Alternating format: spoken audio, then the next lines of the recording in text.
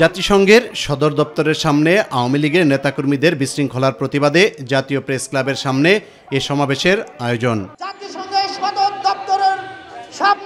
অনুষ্ঠানে বিএনপির vice chairman doctor Asaduzzaman Ripon বলেন, ভারতের প্রেসক্রিপশন অনুযায়ী আওয়ামী লীগকে নির্বাচনে অংশগ্রহণ করাতে নানা ষড়যন্ত্র চলছে।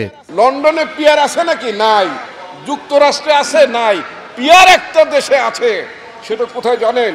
ইসরায়েলে, ইহুদি দেশে।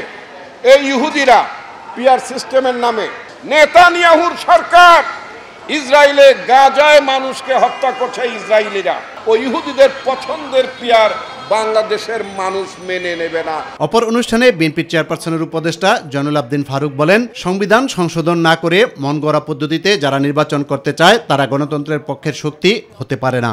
এটা কি গণতন্ত্রের পক্ষের লোক হলেন? যদি গণতন্ত্রের পক্ষের লোক হয়ে থাকেন, কেন প্রফেসর মোহাম্মদ ইউনূসকে আজকে শঙ্কার মধ্যে পাঠাচ্ছেন? কেন আজকে প্রফেসর ইউনূসকে আমাদের মাঝে বিভক্তি তৈরি করার জন্য ভিন্ন চেষ্টা করছেন? এই বিষয়গুলোর জবাব আপনাদেরকে দিতে হবে। নয়াপল্টনে দলের কেন্দ্রীয় কার্যালয়ে যোগদান অনুষ্ঠানে বিএনপির সিনিয়র যুগ্ম মহাসচিব রুহুল কবির রিজভী আহমেদ বলেন, ফেসিবাদের দোসরদের প্রশাসনে বসিয়ে রেখে যোগ্যদের অবমূল্যায়ন করা হচ্ছে। ডক্টর ইউনূস সাহেব আসার পর হয়তো অনেকের যারা বঞ্চিত ছিলেন প্রমোশন দিয়েছেন, কিন্তু একজনকেও ভালো পোস্টিং দেওয়া হয়নি, অনেকটা ওএসডি করে বসিয়ে রাখা হয়েছে। ইউসুফ আলী, মাই টিভি, ঢাকা।